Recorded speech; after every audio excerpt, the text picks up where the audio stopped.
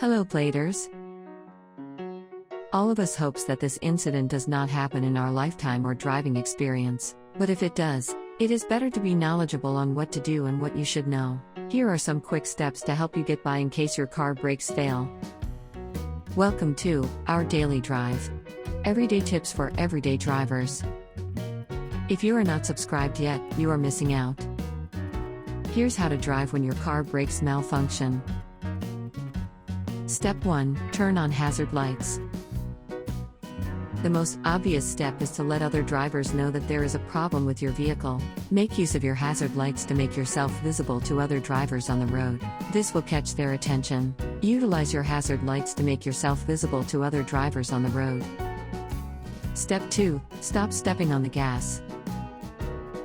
When you stop stepping on the gas pedal, it will slow the car down and inhibit further acceleration, but if you are on a road that slopes downward, gravity will not work in your favor.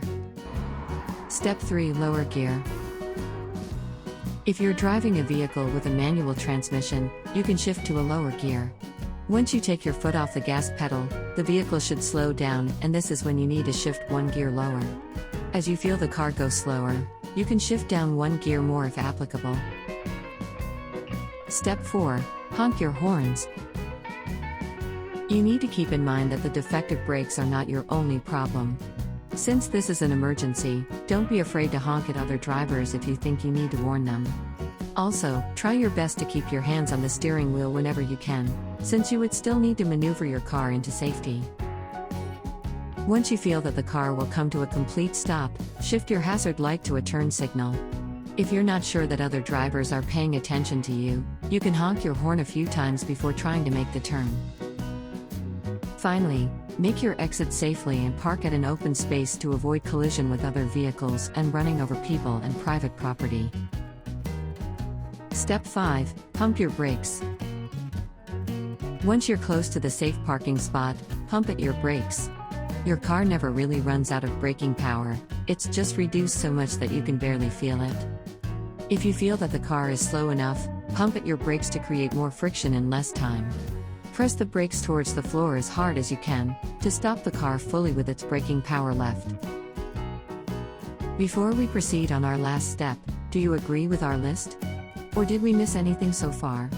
Comment down below so we can discuss it. Step 6. Use emergency brakes. You can also try using the emergency brakes if your car is already at a low speed.